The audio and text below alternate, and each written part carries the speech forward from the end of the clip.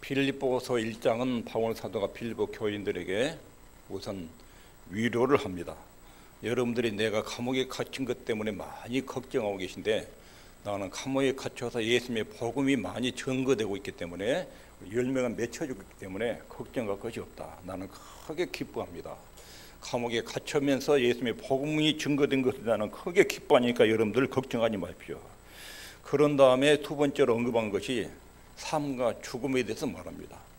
감옥에서 사형언도를 받아도 죽게 되는 것, 감옥에서 무죄 석방으로 해방되는 것, 자유를 얻는 것, 이 두 경우를 들어서 삶과 죽음에 대한 바울의 생사관에 대해서 말합니다.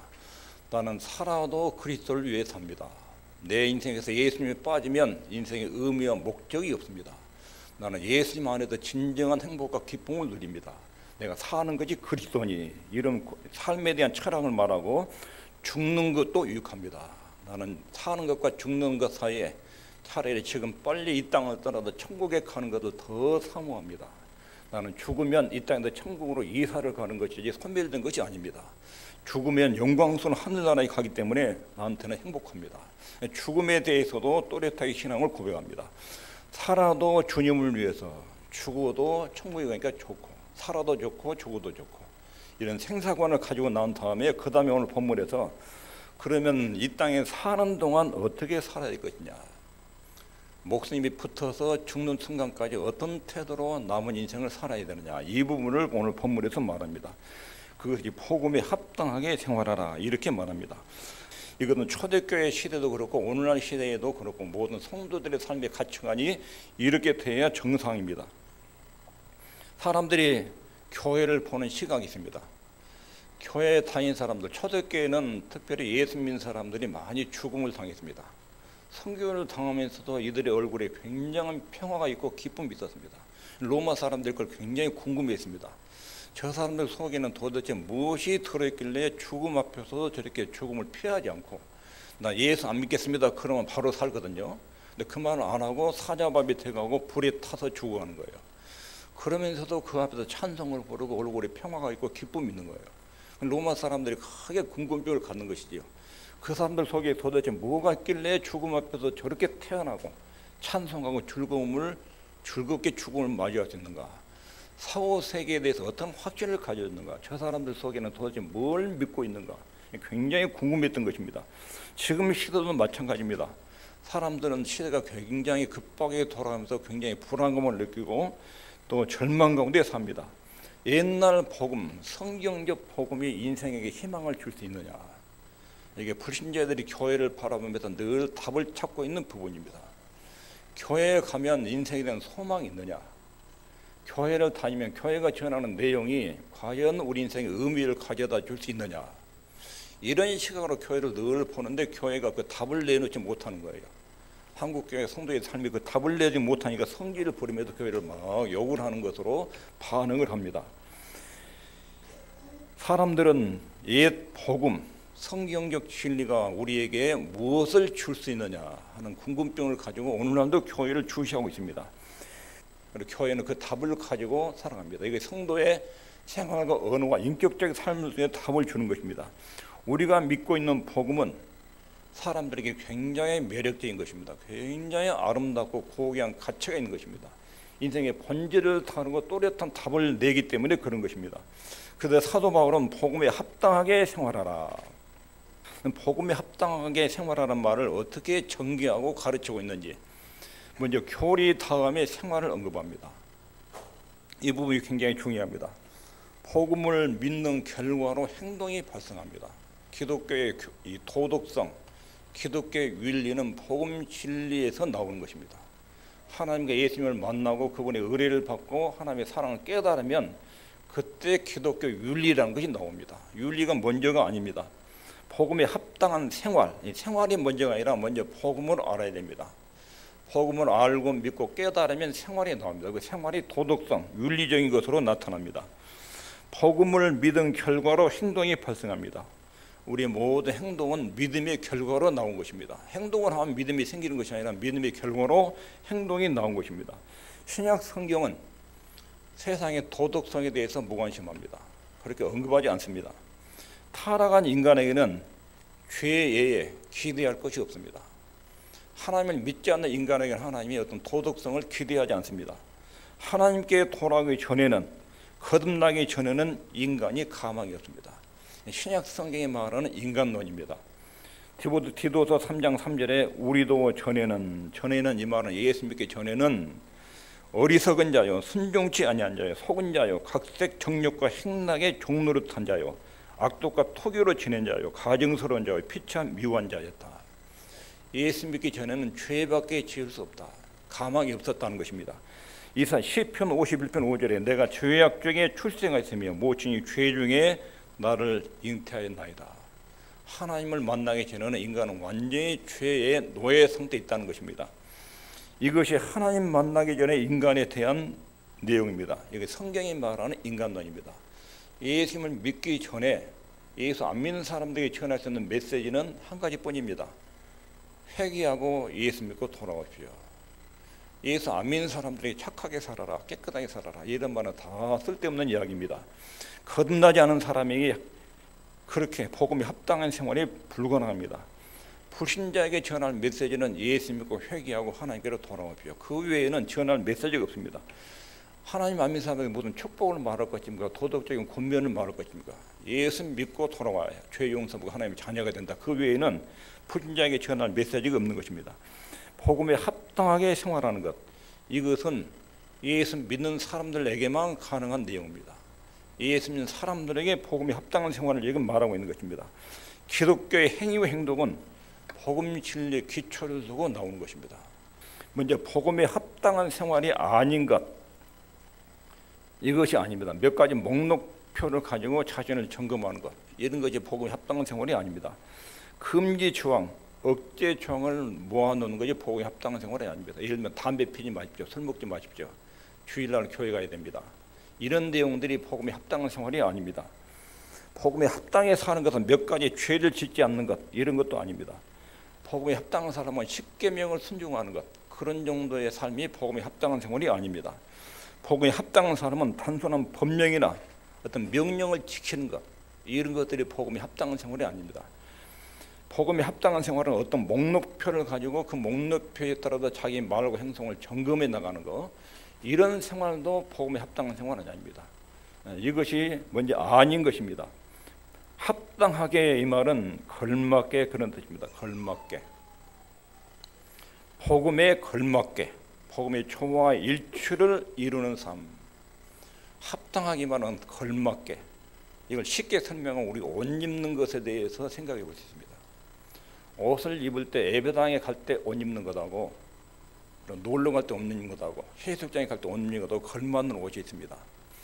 어린아이들의 옷이, 청소년들 어린아이들의 맞는 옷이 있고 나이 드신 분에게 맞는 옷이 있습니다. 장례식에 갈 때 맞는 걸맞는 옷이 있고 또 여행 갈 때 걸맞는 옷이 있습니다. 해수욕장 갈 때 이런 복장으로 가면 안 됩니다. 교회 올 때 또 해수욕장 가서 옷 입고 오면 안 됩니다. 장례식 할 때 화려하게 옷 입고 가면 안 돼요. 장례식에 가는 입이 옷이죠. 이게 합당하게 그런 말이에요. 그게 합당하게, 장례식에 합당하게, 해수욕장에 합당하게, 예배에 합당하게, 옷 입듯이 우리 삶이 복음에 합당하게, 그런 뜻입니다. 서로 조화를 이루게, 일치를 이루게. 오늘 본문에 보면 27절에 일심으로 한 뜻으로 복음의 조화를 이루게, 복음의 일치를 이루게 생활해라, 이런 뜻입니다. 사랑하는 필리포 성도들이여, 여러분 행위가 하나님의 자녀에 합당하게, 하나님의 자녀에 걸맞는 행위가 되도록 사십시오. 이것이 복음에 합당하게 살라는 내용입니다. 복음에 합당하게 살아가는 것이 무엇인지, 복음에 합당한 삶이라는 것이 무엇인지 필리포 1장 내용을 보면, 첫 번째는 하나님의 심의로 행동하는 것, 하나님의 심의로 행동하는 것. 여기 있겠습니다. 시작. 오직 너희는 그리스도 복음에 합당하게 생활하라. 그리고 우리의 심의권은 하늘에 있는지라. 이 필리포 사람들한테 이런 내용의 편지를 보낸 것입니다. 로마의 수도는 로마에 있습니다. 로마에는 많은 지배, 식민지 도시들이 있었습니다. 그 중에 하나가 필리포 도시입니다. 필리포 도시는 로마 식민지였는데 로마 중심부와 정부는 로마였고 로마 시민권은 굉장히 어떤 자부심이 있었습니다. 우리나라도 한때 미국 시민권 딴다고 예를 썼습니다. 아기를 가진 여자가 미국에 가가지고 거기서 아기를 낳아요. 미국에서 아기를 낳으면 미국 시민권 얻습니다. 출산할 때 일부러 미국 비행기 타고 미국 가는 거예요. 미국 병원에서 아기를 낳아요. 그럴 정도로 미국 시민권을 굉장히 선호한 때가 있었습니다. 로마 시민권을 가진 사람들은 빌립보에 살아도 로마의 법의 통제를 받습니다. 빌립보 자치법을 초월한 로마 시민, 로마 시민권을 가진 사람은 5명 중에 한두 명 정도 있습니다.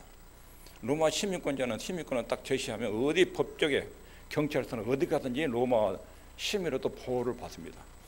로마 시민권은 엄청난 혜택이 있습니다. 많은 사람들이 부자들이 돈을 엄청나게 들여서 로마 시민권을 돈 주고 사기도 하고 그런 권리를 누리기 위해서 그런 것입니다.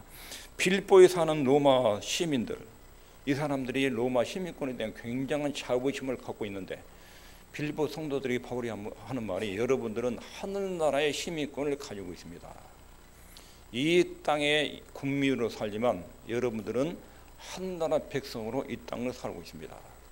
이 땅에 살지만 이 나라 법에 초월한 하늘나라의 법의 통제를 받아야 되는 이런 시민으로 살고 있습니다. 이것을 가르치기 위해서 복음에 합당하게 생활하라. 하나님의 시민이다. 우리의 시민권은 하늘에 있다. 이렇게 가르칩니다.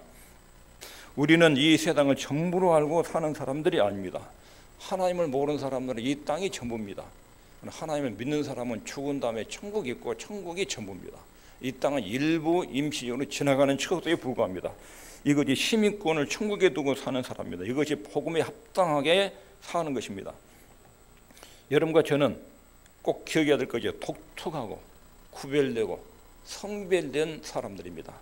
디도서 2장 14절에 그가 즉 예수님이 우리를 대신하여 자신을 죽으면, 예수님이 우리를 대신해서 십자가에서 죽으신 것은 모든 불법에서 우리를 구속하시고, 불법을 향하면 하나님 심판과 진노가 있죠. 그 불법에서 우리를 건져내고 우리를 깨끗하게 하사 선한 일에 열심하는 친 백성이 되게 하려 하십니다. 하나님의 죄와 하나님의 법을 어기는 지저분한 것에서 우리를 건져내가지고 깨끗하게 씻어서 하나님의 아들, 딸로 천국에 적합한 사람으로 하나님의 뜻대로 사는 친 백성으로 만들어졌다. 갈라디아 1장 4절에 그리스도께서 하나님 우리 아버지의 뜻을 따라 이 악한 세대에서 우리를 건지려고 우리 죄를 위하여 자기 몸을 들이셨으니, 악한 세대에서 건지기 위해서 예수님 십자가에 죽어서 우리를 건져내 주셨다는 것입니다. 우리를 악한 세대에서 건지는 것으로 언급합니다.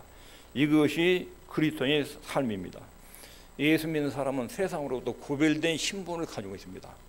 너희는 세상에 마귀에게 속한 사람들이 아니라 이 땅에 살면서도 하나님의 아들, 딸이고 천국에 소속을 둔 사람들이다. 이것을 늘 기억해야 한다는 것입니다. 이것이 그리스도인의 삶입니다. 세상으로부터 구별되어 있는 삶, 그리고 복음에 합당한 삶을 살도록 구분된 삶. 그리스도인은 이 세상에 사는 사람이면서 동시에 다른 질서와 다른 사회에 속한 사람입니다. 세상에 사는 사람과 정신과 가치관이 아닌 하늘나라의 정신과 하나님 말씀의 가치관과 통제를 받으며 사는 이런 사람들이 바로 하나님의 자녀들입니다. 이렇게 다른 관할권, 다른 질서에 속해 있는 사람들, 이런 의식을 가지고 사는 것이 복음에 합당한 삶입니다. 하늘나라 시민권은 우리를 다스리고 통치하고 지배하는 권입니다. 하늘나라 시민처럼 행동한다는 건 그것입니다. 오직 너희는 그리스도의 복음에 합당하게 생활하라. 나는 그리스도인으로서 하나님의 이름과 예수님의 이름, 천국의 명성이 내 말과 행동에 달려있다. 나는 오늘도 천국 대표자로서 세상에 하나님의 영광을, 하나님을 알려주는 그런 사람들 앞에 서 있다. 이것이 우리의 신분에 대한 태도입니다. 이것이 복음에 합당한 생활입니다. 베드로 사도는 이 부분에 대해서 베드로전서 2장 11절에 사랑하는 자들아 나그네 행인같이 너희를 권하노니, 우리의 신분을 뭐라고 그랬지요? 나그네 행인. 하늘나라 시민을 나그네 행인 이렇게 표현한 것입니다. 천국 시민, 새로운 나라 시민, 너희가 하늘나라에 속해 있다는 것을 기억해라. 이 땅에 살지만 하늘나라에 속해 있는 사람, 이런 신분의식을 가지고 사는 것이 복음에 합당하게 사는 것입니다. 다시 말해 세상의 사고방식에 지배되지 않고 또 세상의 기후와 관심에 지배를 받지 않고 사는 사람, 세상의 모든 지식과 문화가 우리에게 영향을 끼치고 있지만 교회에 와서 이것을 다시 걸러내서 내 마음과 내 생각과 가치관은 하나님 말씀으로 늘 여호와되고 다시 걸러내서 하나님 뜻에 맞게 재조정하는 생활, 이것이 천국 시민의 삶입니다. 우리의 소명은 스스로 나는 이 세상에 속한 사람이 아니고 천국에 속한 사람, 하나님의 백성에 속한 사람이다 하는 것을 기억하라는 것입니다. 나는 하나님의 나라의 시민, 이것을 일깨우고 늘 근신하고 깨어 사는 것이 바로 천국 시민으로 행동하는 것입니다. 이게 복음에 합당한 생활입니다. 두 번째로 천국 시민권을 가진 사람은 복음에 합당한 방식으로 살아갑니다. 이것이 신자와 불신자의 차이점입니다. 복음이 무엇인지 알게 하는 것으로 살아갑니다. 주변 사람들에게 복음이 무엇인지 알도록 복음이 여러분과 저에게 끼치는 영향이 있습니다. 복음에 합당하게 생활을 하면 복음에 대해서 알아야죠. 복음에 대해서 복음, 합당함, 생활 세 가지로 분류하면 이 말이 무엇인지 정확하게 나타납니다. 여기서 복음이 어떤 역할을 하는지 첫 번째 읽겠습니다. 시작. 인간의 죄와 악함을 깨닫게 해줍니다. 이것이 신자와 불신자의 차이입니다. 교회 안 다니는 사람, 하나님 믿지 않는 사람은 자기가 죄인이라는 것을 모릅니다. 얼마나 인간이 틀어져 있고 잘못되어 있고 고장나 있는지를 전혀 모릅니다. 그리고 이 세상에 본질적으로 틀어져 있고 잘못되어 있고 하나님의 진노와 심판 아래 놓여 있다는 것도 전혀 인식하지 못합니다. 세상에 하나님의 심판과 진노는 멸망한다. 그걸 모르니까 세상과 화합해가지고 세상 속에서 쾌락과 즐거움과 욕망을 위해서 살아가죠. 같이 섞여서 굴러갑니다. 이게 불신자의 삶의 전형적인 스타일입니다. 그러나 복음을 아는 사람은 온 세상 이면에 악한 사단이 얼마나 악랄하게 사람들을 조종하고 있는지 이것을 압니다. 세상이 얼마나 부패하고 타락해 있는지를 압니다. 온 세상이 절망적이고 악하고 하나님의 진노와 심판에 있다는 것을 또렷하게 구분되고 압니다. 하나님이 완전하게 만든 세상이 왜 이렇게 타락했는지 그 이면에 사단의 세력이 있고 사단이 죄를 끌고 들어왔고 그렇게 해서 하나님이 창조한 세상이 이렇게 망가지고 엉망이 된 것을 압니다. 마귀와 죄가 세상을 타락시켰고 또 인간이 하나님을 모독하는 처신을 하며 살게 만든 것, 이게 죄의 영향력이고 세력입니다. 그래서 성도는 마귀와 죄의 세력과 영적인 천한 전투 상태에서 이 땅을 살고 있습니다. 죄의 더러움, 추악함, 거역함을 깨닫고 우리는 죄인이라는 것을 깊이 깨닫는 것이 복음이 첫 번째 하는 역할입니다. 복음을 들으면 인간이 굉장히 더럽구나. 하나님 말씀을 들으면 인간은 하나님의 표준에서 굉장히 멀리 이탈되어 있고 말이나 생각이나 가치관이나 행동이 굉장히 오염되어 있구나. 이것을 아주 철저하게 깨닫게 됩니다. 복음은 이렇게 인간의 죄악과 악함을 깨닫게 만들어집니다. 이게 복음의 첫 번째 역할입니다. 이것을 의식하고 사는 것이 복음에 합당한 생활입니다. 하나님 나는 죄인이고 하나님 용서가 필요하고 하나님 나는 연약한데 하나님 도움과 인도가 필요합니다. 이런 것을 깨닫게 만들어진 것이 복음의 첫 번째 역할입니다. 이것을 깨닫고 사는 것이 복음에 합당한 생활입니다. 복음, 인간의 죄의 악함을 깨닫게 해주고 두 번째로는 복음은 마귀와 죄로 인해서 인간이 하나님께 대한 반역이 발생했습니다. 창조주 하나님께 대한 피조물 인간이 반역을 하니까 거기 엄청난 후유증과 고통과 비극이 따라오게 된 것입니다. 그런데 하나님은 자기를 반역한 인간을 그대로 방치하지 않고 이런 반역한 인간을 어떻게 다시 고쳐낼까? 어떻게 죄와 악을 고쳐내고 정상으로 회복할까? 그렇게 하나님이 깊이 생각하시다가 자신의 아들을 이 세상에 보내십니다. 그리고 그 예수님을 십자가에 죽이심으로 인간의 죄를 그렇게 처리하십니다. 그렇게 하나님의 깊은 사랑을 가지고 죄와 악의 인간의 비극적인 원인을 처리한 내용을 가르쳐 준 것이 두 번째 복음의 역할입니다. 성자 예수님께서 땅에 오셔서 십자가에 못 박히시고 고통과 수치와 치욕 가운데 죽으신 것은 인간의 죄를 그렇게 밖에 처리할 길이 없습니다. 다른 방법으로 죄인된 인간이 하나님께 나갈 수 있는 접근하던 길이 없습니다. 오직 예수님뿐, 예수님만이 인간이 하나님께로 나가는 유일한 길이고 진리고 생명이 되십니다. 이 답변이 신약성경 전체에 깔려 있습니다. 마귀의 죄는 우리에게 저주와 비참한 인생을 가져왔고, 죄는 너무도 끔찍하기 때문에 예수님의 죽음만이 그 죄를 처리할 수 있습니다. 인간의 도덕성은 죄를 처리할 수 없습니다. 죄는 하나님 앞에 굉장히 악랄하고 악한 것이기 때문에 인간은 어떤 도덕적 품행으로도 인간의 죄를 청산할 수 없기 때문에 하나님의 아들을 죽이셔서 인간의 죄를 그 방법으로만 처리하시게 된 것입니다. 세 번째는 예수 그리스도를 내가 믿으면 거듭난 것, 새로운 생명이 내 속에 들어온 것을 믿는 것입니다. 성도는 하나님의 능력으로 또 성령을 통해서 새로운 생명을 받습니다. 새 사람이 된 것입니다. 그런즉 누구든지 그리스도 안에 있으면 새로운 피조물이라. 이전 것은 지나갔으니 보라 새 것이 되었도다. 예수 믿으면 옛날 나는 죽었고 나는 새 사람 됐다. 옛날에 나는 죽었고 예수 말로도 새로 태어났다. 하나님의 생명이 내 속에 들어왔다. 옛날 그 생명이 아니라 하나님의 목숨이 내 속에 새로 들어와서 그 목숨으로 산다 하는 것입니다. 이것을 의식하는 것이 복음의 세 번째 역할입니다. 전혀 다른 관심사, 전혀 다른 갈망이 속에서 만들어집니다.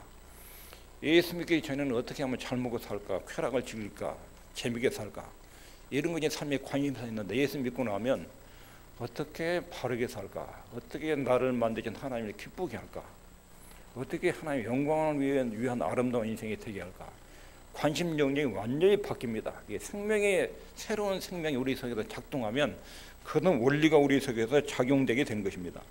이것이 새로운 관심과 갈망, 이게 새 생명입니다. 그리고 나면 우리 안에 성령이 오셔서 성령의 능력으로 가르쳐 줍니다. 바울은 성령의 능력과 가르침에 대해서 이렇게 표현합니다. 로마서 1장 16절에 내가 복음을 부끄러워하지 아니하노니 이 복음은 모든 믿는 자에게 구원을 주시는 하나님의 능력이 됨이라. 예수 믿으면 하나님의 능력이 우리 속에 들어오는데, 그 능력의 정체가 뭐냐면 우리를 죄의 책임으로부터 건져줍니다. 그 다음에 또 하나는 죄의 권세로부터도 구원해 줍니다. 우리 예수 믿기 전에 우리 안에 죄의 세력이 있습니다. 죄의 세력. 그것이 우리 말과 행동과 인격으로 늘 표현됩니다. 근데 예수를 믿고 성령께서 우리 안에 오시면 내 속에 죄 짓고 싶은 욕망도 통제하십니다. 하나님의 말씀의 씨가 떨어지면 그 말씀대로 살고 싶은 소원과 갈망이 생기고 죄에 대한 욕망은 자꾸 성령께서 통제하십니다. 그러면서 복음에 합당한 생활이 이루어지는 것입니다. 하나님의 능력은 이렇게 우리 죄의 책임과 권세로부터도 건져주십니다. 베드로후서 1장 3절에 그의 신기한 능력으로, 예수님의 신기한 능력으로 생명과 경건에 속한 모든 것을 우리에게 주셨으니. 언제? 예수님을 영접하고 믿으면 하나님의 신기한 능력이 우리 속에 들어와서 생명과 경건에 속한 내용들을 이루어가도록 역사하신다. 성령께서. 이것을 믿는 것이 복음의 역할입니다. 성령의 능력, 가르침을 믿고 처신하는 것이 복음에 합당한 생활입니다. 마지막으로 복음은 움직일 수 없는, 그리고 흔들릴 수 없는 천국을 상속받는다는 약속을 주십니다. 성도는 죽으면 천국 간다는 걸 믿습니다. 그것을 믿고 사는 것이 복음에 합당한 생활입니다. 예수 믿으면 천국 간다. 그 내용을 믿고 사는 것, 이게 복음에 합당한 생활이에요. 그리고 주변 사람들한테 그렇게 말해야 돼요. 나 죽으면 천국 가. 당신 죽으면 어디 가? 나는 천국 가니까 죽음을 준비했으니까 나는 너무 행복하고 좋아. 이게 복음 증거예요. 그런 태도로 사는 거예요. 그게 복음에 합당한 생활입니다. 천국의 영광, 이것이 우리를 기다리고 있습니다. 천국의 영광, 이것을 믿는다면 나는 죽어도 천국 간다. 이걸 믿는 사람은 행동이 어떻게 되냐면 요한일서 3장 3절에 주를 향하여 이 소망을 가진 자마다, 내가 죽으면 천국 간다, 이 소망을 가진 자마다 그의 깨끗하심과 같이 자기를 깨끗하게 하셨느니라. 내가 천국 가면 우리 주님을 만날 텐데, 주님 만나면 이거 살았던 것이 쫙 보일 텐데, 야, 너 90년 동안 뭐하고 살았냐? 그랬더니 주님이, 그럼 90년 동안 살아온 것이 눈앞에 쫙 보일 텐데, 천국에 대한 소망을 가진 사람은 자기를 깨끗하게 한다. 바로 이것이 신약 성경 우리에게 말하는 그리스도인의 삶의 방식이에요. 이게 복음이에요, 복음. 이런 5가지 내용에 걸맞게 사는 것. 이것이 주변 사람들이 내가 믿는 복음은 이런 것입니다. 이렇게 말과 행동으로 전달이 되는 거예요. 이 5가지 항목에 맞도록 사는 것이 복음의 합당한 생활입니다. 바울 사도가 본문을 통해서 복음의 합당한 생활에 말하는 거, 먼저 삶과 죽음에 대해서 먼저 말했어요. 바울이 나는 사는 것이 그리스도라. 나는 예수님 빼면 삶의 의미와 목적이 없습니다. 나는 예수님 안에서 진정한 행복과 만족이 있습니다. 사는 것이 그리스도. 죽는 것도 유익합니다. 나는 죽으면 천국 갑니다. 이걸 뚜렷하게 먼저 말하고, 그러면 사는 동안 복음에 합당하게 살아야 됩니다. 사는 것이 그리스도, 죽는 것이 유익하다면 살아있는 동안 복음에 합당해 사는 것이 우리 인생의 갈망이고 소원이어야 됩니다. 복음에 합당한 삶의 생활에서 복음이라는 것이 뭔지, 복음은 모든 인간의 죄인이다. 이 죄인을 예수님 십자가의 피로 처리하셨다. 그걸 믿으면 거듭난다. 거듭난 사람들은 성령이 오셔서 새로운 생명이 작용된다. 그리고 영원한 천국에 간다. 이게 복음이에요. 두 번째는 합당해 산다는 것은 이 복음 내용의 조화와 일치를 이루는 것입니다. 내 생활이 이 내용과 맞아야 돼요. 복음하고. 그것이 복음에 합당해 사는 거예요. 생활한다는 것은 천국 시민으로 이 땅은 나가내고 내 고향은 하늘나라. 이 땅에 너무 욕심과 집착을 부리지 않고 하나님의 뜻 때문에 손해를 감수하는 것을 기쁘게 여기고, 하나님 뜻 때문에 자존심을 감수하는 것도 기쁘게 감수하고, 이런 태도로 하늘나라 시민으로 우리의 영원한 고향이 있고 여기는 임신을 전하는 것으로 이렇게 살아가는 태도, 이게 생활이에요. 생활. 복음을 알고 조화를 이루고, 복음 내용의 조화를 이루고, 그리고 하나님의 시민으로 살아가는, 이게 복음에 합당해 사는 것입니다. 기도하겠습니다.